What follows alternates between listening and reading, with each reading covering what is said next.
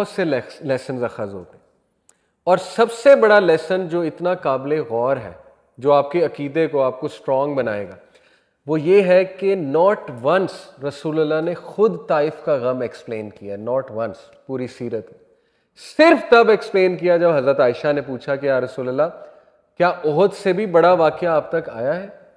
तो अल्लाह के नबी सल्लल्लाहु अलैहि वसल्लम ने कहा कि हाँ, तुम्हारे लोगों ने मुझे बहुत दुख दिया था उस दिन, ताइफ वाले दिन, लेकिन ये नहीं कहा कि मैं बहुत दुखी हो गया। पूरा वाक़या इस तरह नहीं सुना जैसे बयान हुआ है, ठीक है, कि अल्लाह के नबी सल्लल्लाहु अलैहि वसल्लम ज़ाहिर है वो रोए भी एक दरख्त के नीचे बैठ के और दुआ की। इससे क्या साबित होता है कि मुसलमान अल्लाह के अलावा किसी की सिंपथी नहीं लेता। ये बहुत स्ट्रॉन्ग अकीदा का पॉइंट। लर्नेड हेल्पलेसनेस एक चीज़ होती है, लर्नड हेल्पलेसनेस साइकोलॉजी में हम पढ़ाते हैं। कुछ लोग जो है ना वो हेल्पलेस इसलिए हो जाते हैं क्योंकि लोगों को जब वो सुनाते हैं ना अपने दुखड़े, लोग उनको एक्नॉलेज करते हैं कि हाँ वाकई तुम्हारे साथ बड़ी ज़्यादती है। उससे बजाय के बंदा स्ट्रांग बनने के क्या हो जाता है कि हाँ मेरे साथ वाकई बड़ी ज़्यादती है, बंदा विक्टिम बन जाता है। तो अल्लाह को इस तरह का रवैया मोमिन का पसंद नहीं है कि वो लोगों के सामने विक्टिम बने। विक्टिम बनना है तो रब्बुल आलमीन के सामने बने, तहज्जुद के टाइम जाके रोएं और बच्चों की तरह रोएं और सारे गम अल्लाह को बताएं। जिस तरह लोगों को बताते हैं इससे अल्लाह खुश होता है। देखें, जब एक बच्चा, उसे बहुत कोई नागवार हरकत उसके साथ हो जाए, उसे पसंद ना आए, बच्चा इमेच्योर होता है, माँ बाप ने कोई बात नहीं मानी, अब वो प्रोटेस्ट करता है। प्रोटेस्ट के मुख्तलिफ तरीके हैं। वो इतना गम में चला जाता है, अपना सब कुछ जो है वो बिगाड़ लेता है, खाना नहीं खाता ताकि माँ बाप की ज़रा तवज्जो आए। और माँ बाप अक्सर कहते हैं कि हाय, क्या इतना बड़ा ये दुख था कि मेरे बेटे की या बेटी की ये हालत हो गई है, माँ बाप कहते हैं ना। तो इसी तरह अगर दुखी किसी के सामने होना है तो अल्लाह के सामने, ठीक है ना। अल्लाह ताला, आई एम श्योर इस पे, जैसे जब इंसान अल्लाह से दुआ करता है, हदीस में आता है ना, जब सूरह फातिहा हम पढ़ते हैं तो अल्लाह बाकायदा जवाब देता है। जब इंसान कहता है कि इय्याका नअबुदु व इय्याका नस्तईन, तो अल्लाह ताला फरिश्तों से क्या कहता है कि मेरा बंदा एक्नॉलेज करता है कि मैं दुआएं कबूल करता हूँ, तो अल्लाह कहता है चल फिर मांग, क्या मांगना है। तो इसका मतलब कि अल्लाह बाकायदा जवाब देता है।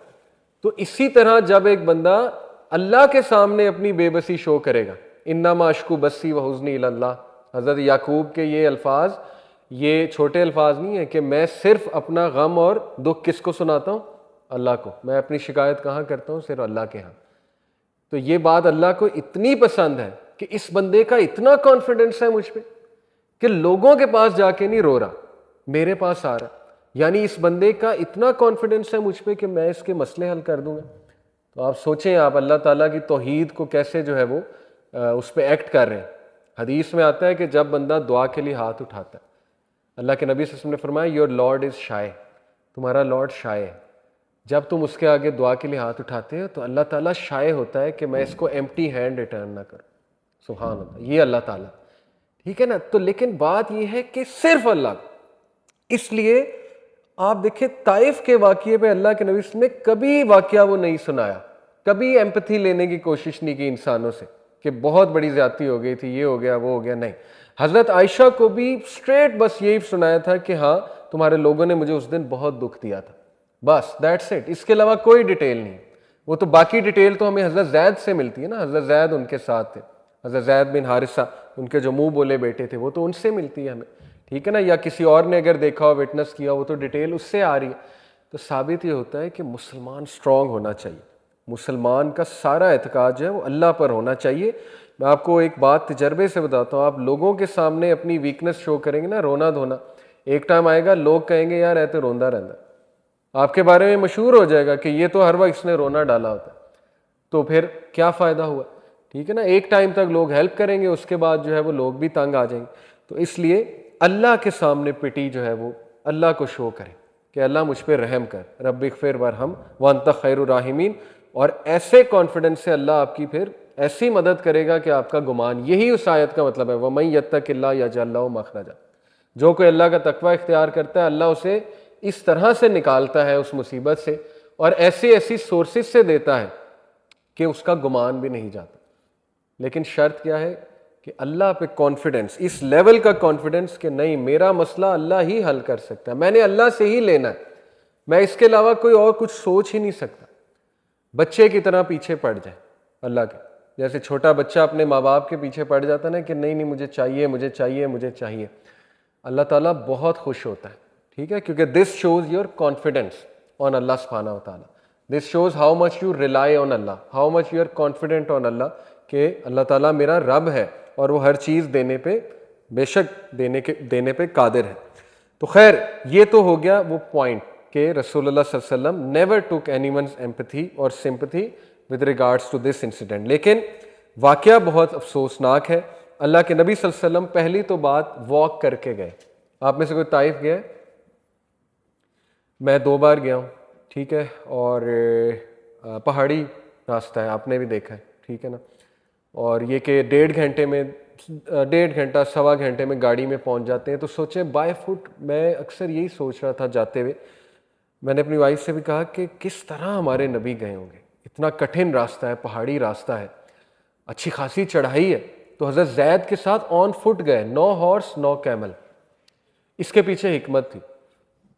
यहां से साबित होता है कि इवन दो अल्लाह के नबी सल्लल्लाहु अलैहि वसल्लम का एतकाद बहुत स्ट्रांग था, लेकिन he tried his level best जितना केयरफुल हो सकते थे लाइफ में। हिकमत ये थी कि कुरैश को शक ना पड़े कि ये कहीं दूर जा रहा, ऑन फुट गए थे इसीलिए।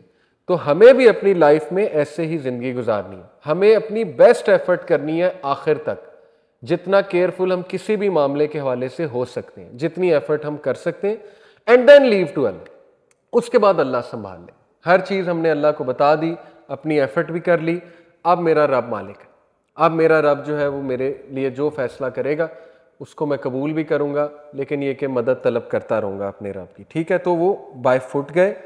और वजह क्या थी ताइफ को सिलेक्ट करने की, ये 3-4 वजूहात जो है वो बयान की गई हैं। पहली वजह ये थी कि क्लोजेस्ट सिटी थी मक्का के हवाले से, मक्का के सबसे करीब ताइफ थी, और ये कि इनके दरमियान कांस्टेंट राइवलरी और पीस ट्रीटीज़ होती रहती थी इन 2 मेजर सिटीज़ के दरमियान। दूसरी वजह ये थी कि मक्का के लोग ताइफ के लोगों को बहुत अच्छे से फैमिली बाय फैमिली जानते थे, यहाँ तक कि रवायात में आता है कि एक जो चीफ था ताइफ का, उसकी शादी जो है वो नबी अकरम सल्लल्लाहु अलैहि वसल्लम की एक आंट के साथ हुई थी, डिस्टेंट आंट के साथ, यानी एक रिश्तेदारी भी थी अल्लाह के नबी सल्लल्लाहु अलैहि वसल्लम की ताइफ के इलाके में जो चीफ था उसके हवाले से। तो ये वाक़या पेश आया शवाल के महीने में, और ये वही महीना है जब अबू तालिब और हज़रत खदीजा की वफ़ात होती है।